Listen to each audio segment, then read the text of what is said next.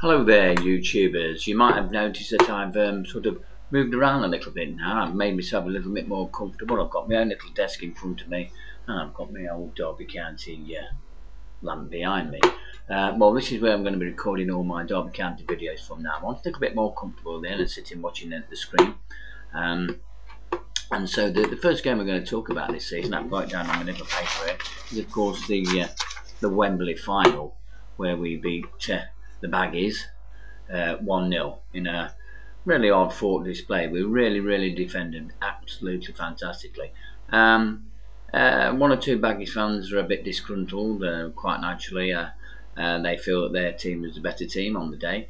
I wouldn't argue with that one way or another, really. I suppose from a Derby County point of view, the fact that we won 1-0 makes us a better team. But I think it's fair to say that West Bromwich Albion played with quite a bit of flair. They had certainly got the players who could be attack-minded in Kumas and Gera, Kamara, and of course Phillips. And if you look at their midfield and attacking system, then they have got more flair players. Of course, for us, we had Seth Johnson and Matt Oakley there in midfield, and I don't think either of those two players are exactly what we'd call attack-minded. Up front, you've got, of course, Stevie Howard. Again, another player who's not exactly somebody who's going to be taking players on and whacking the ball into the top corner of the net. He's a guy, he's big, strong, can hold players off, holds the ball up, and he comes up with his fair share of goals. Pesca Salido, great little player in his time. Unfortunately for him, he's not played a lot of matches for us this season, so he was really a surprise for us when we seen him on the team sheet. So again, quick little player, but he hasn't been playing a lot of games this season, so he wasn't totally 100% match fit, I would have thought. So with those players in mind, there's only one really that we had a player in midfield that really you would call an attacking midfield, and that was Stephen Pearson, who of course scored the ultimate winning goal. And so looking at Derby's midfield and attacking force, and looking at West Brom's midfield and attacking force, it was ever likely to be that West Brom was going to be the one that played with more flair and more technical ability. I think it always looked as though it was going to be that way.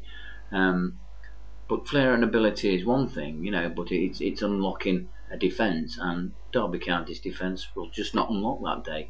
They defended stoutly all along the way, and to be quite honest with you, other than Kevin Phillips where he nicked the crossbar, I think we kept him pretty quiet other than that. And Kamara started off brightly and then just never really had another look in. For the rest of the game, he had a shot early on, and never really seen much anything of him after that.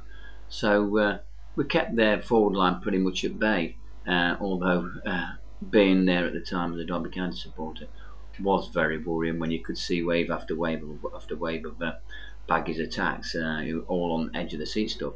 And of course, when we scored the all-important goal, then we really had to show our grit and determination then, and not just as players but as supporters too.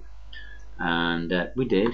We rallied as supporters, we rallied as players, and the management. Billy was there barking out his orders and animated as always, and I felt we were valued for our win.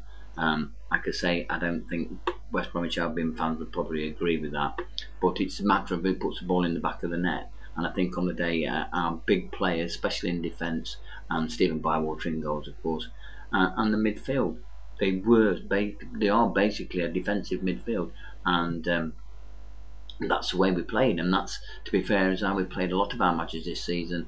You can count on the fingers of one hand the amount of games where we've played really entertaining football. Most of it has been dogged fighting and not very attractive on the eye, to be fair, has it? I think we've all got to say that, but we've dug in and we've dug deep and we've produced the results which got us to third in the league.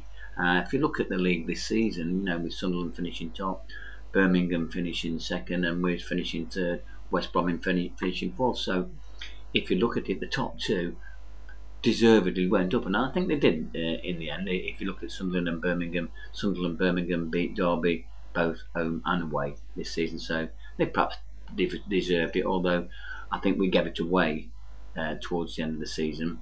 But then third and fourth go and play each other in the final of the playoffs, and the team that finished third eventually went up. So I think justice has been seen to be done this season for once. Usually, as we all know, it's quite often the team that finishes in sixth place that is the one that goes up, not the team that finishes third. Matter of who plays that well on the day and they go up. But quite often the team that finishes sixth and goes up through the playoffs does falter quite a lot in the Premier League next season. Watford have done it this season. We hope we can improve on our team this in the close season. Let's give them a fight out there. I suppose in all the expectancy is for us to come straight back down, and I suppose partly in our own minds we believe that maybe that will happen to us, but there's hope. Where Billy Davies is around, there's hope, and we've got some players in there with Premiership qualities. I mean, as we mentioned earlier on, Stephen Pearson for one, Giles Barnes, Stephen Howard. I'm not sure whether he's Premiership quality or not. I think he can do it, but he's really going to have to work hard, as he always does.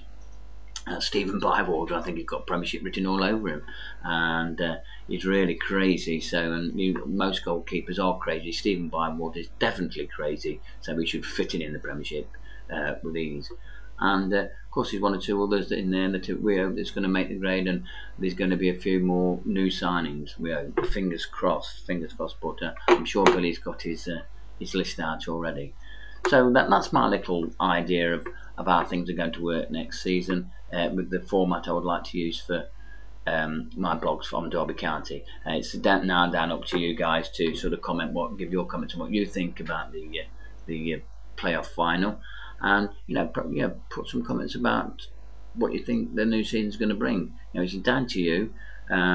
It's been interesting doing this. We'll see how it goes. This is just a taster to see how things will go. Whether you like it or not is another thing, but I'm happy to carry on doing it if you're happy to sit here or sit there and watch me. We'll see how it goes. See you in the new season. Bye, man, lads. Take care.